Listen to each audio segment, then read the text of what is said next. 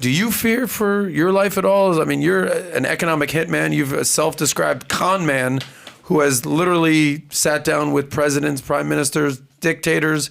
Some of them haven't made it out of the much longer out of the meeting. So where do you stand on fearing for your life? I don't mean to put you down, but you obviously didn't read the new Confessions of an Economic Hitman, which was published in 2016, where I talk about I was poisoned and lost 70% of my large intestine to a hospital in New York City. I was supposed to speak at the United Nations on a Tuesday.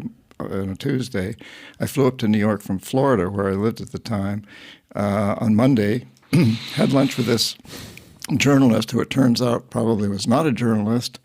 And that night I lost a huge amount of blood in my body, was rushed to Lenox Hill Hospital, where eventually they took out 70% of my large intestine. And a lot of the evidence points toward poison. It was never, once again, never concluded, because by the time we even suspected it, the part of my intestine had been removed, had been incinerated, which they do immediately when they pull something out of you in a hospital. But my life was threatened. So when I started writing the book, after I was an economic hitman, I started writing a book about my experiences and immediately got anonymous phone calls threatening my life and my infant daughter's life. And you can imagine, Pat, you've got an infant child. And at the same time, I was taken out to dinner by the president of Stone & Webster, a big consulting firm in Boston, and been a competitor of my companies that I just left. And he takes me out to dinner. He says, hey, you've got a great resume. You were chief economist at one of our competitors. You had 50 people working for you. We'd like to use your resume in our proposals. You won't have to do any work for us, but just let us use your resume, and I'm prepared to write a check to you tomorrow for $500,000, $500,000. Mm-hmm. This is in the late 80s. It was worth more than it is today. This is millions at this point. Yeah. And then he says, just don't write the book.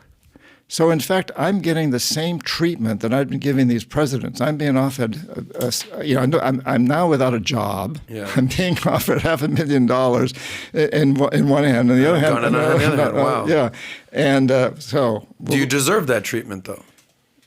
Well, does anybody deserve that kind of treatment? I'm asking you. I live a pretty moral life. I don't fear for my life, but a lot of the stuff you're doing kind of, I assume, comes with the territory. Well, I wanted to expose what I'd done and write the book, but I took the money. And I have to say, in my own defense, I didn't go out and buy a fancy. You did take the money. I did take the money. I didn't buy a Ferrari. It's a good car. You should look into it. I know a couple of guys that have them. Yeah, I probably should have. The way you said that, I'm probably never going to drive that Ferrari again. Yeah. There was helicopters all around the house last night, and Jen was worried. Maybe they were chasing after John. I don't know. He's around. Yeah, so I actually took the money and went back to the Amazon, where I'd been a Peace Corps volunteer and had such a huge impression on my life. And I'd been reading how the Amazon is being destroyed, So I go back to the Amazon and tell the indigenous people there, the Shuar, the Atra people I'd lived with, I want to come and help you save your forests.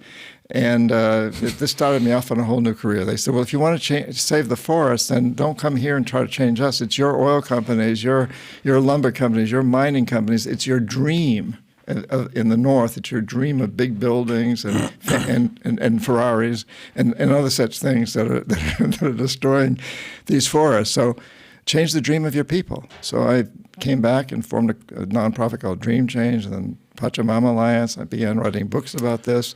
So, I $500,000 to silence you was kind of the motto. Yeah. Is that what it was? Don't say anything, we'll give you $500,000.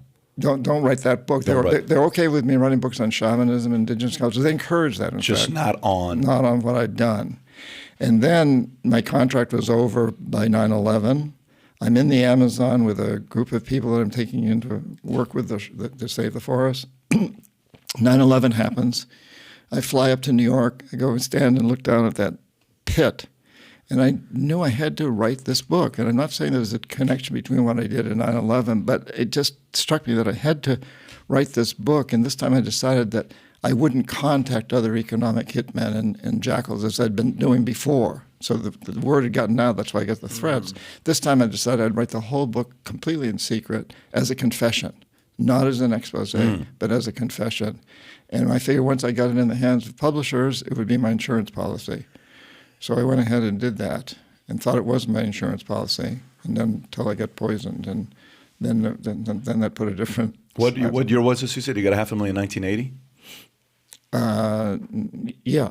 That's equivalent of $1.7 million today. So if you enjoyed this little short segment from the podcast that we did, here's another short segment to watch. Or if you want to see the entire podcast, click over here. Take care, everybody. Bye-bye.